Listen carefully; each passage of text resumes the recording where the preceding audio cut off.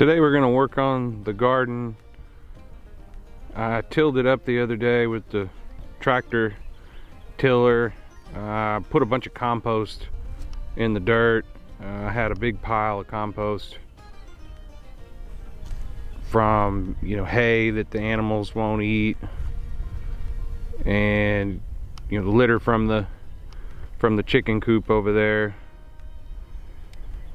All composting for the last couple of years, I guess. So last year we had a problem with some birds and things eating the tomatoes, so I'll add a few things this year to maybe stop that. So down here on the bottom 4 foot of the fence is chicken wire, and then up the next 4 foot up I didn't put any, so I'm gonna add another row of chicken wire, so it'll be 8 feet tall of chicken wire. Hopefully birds can't get through there. And then I got this netting I'll show you here in a minute that's pretty cool, that'll go over the top of the whole garden. I'm gonna run some wires to support it from the post in the back to the post up here at the front, just to give it some support, and then we'll string that netting across. So at that point we should be pretty well covered against most little animals, birds and rabbits. We got a lot of those out here, and of course the reason we built it 8 feet tall to begin with was to keep the deer out, because we just have deer everywhere. And both these gates open out, so it gives me enough room to get the tractor in there when I need to. So we'll start on the next row of chicken wire. I did the first gate panel there. See how I'm doing it? Just using a ladder, and I unroll it down the length, and I just go along,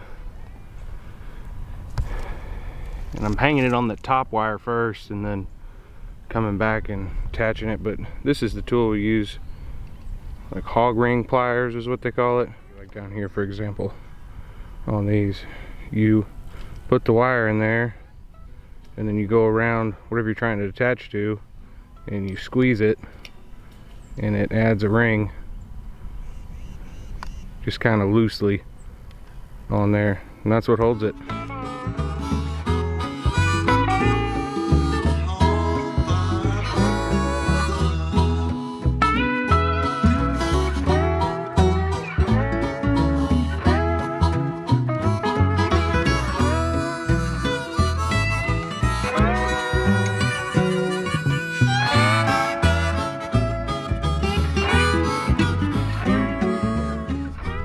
Pretty hard to see, but there's some guy lines or support cables, whatever you want to call it, running down the middle of the garden, and then I got some side cables running diagonally and then around the perimeter as well, to try and give the netting some support. We're about to start putting up the netting over the top of the garden. Here it is, sort of laid out on the ground. It gets much wider once you start getting it up there, but I added these conduits at an angle onto the side of the garden. I was hoping that that would help facilitate pulling the netting up over the top and onto the roof of the garden. So we'll give it a try here in a minute, see how well it works out.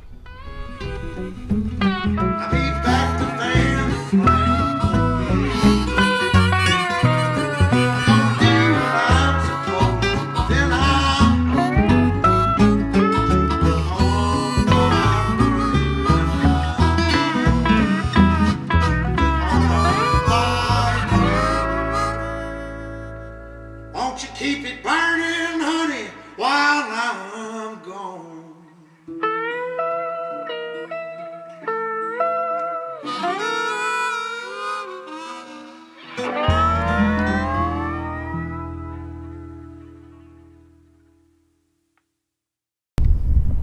All right, we got the netting up there. without too much trouble really. Nothing ripped.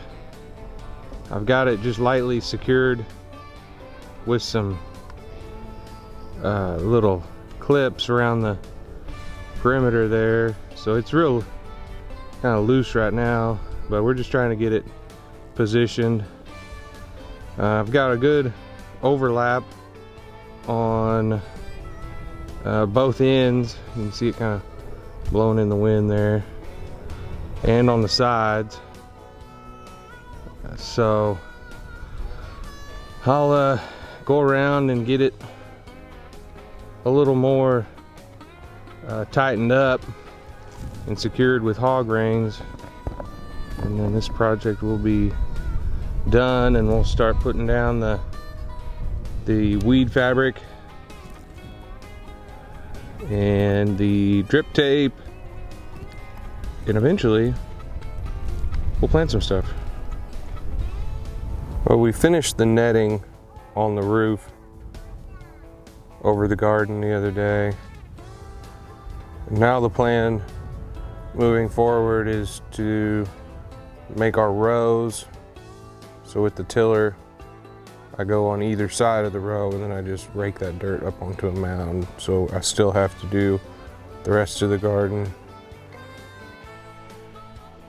Here's an update on the goat kids.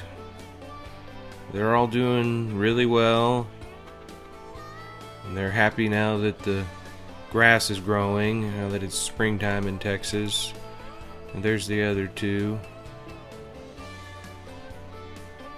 Thanks for watching, and stay tuned for the next one where we get to planting some vegetables in the garden.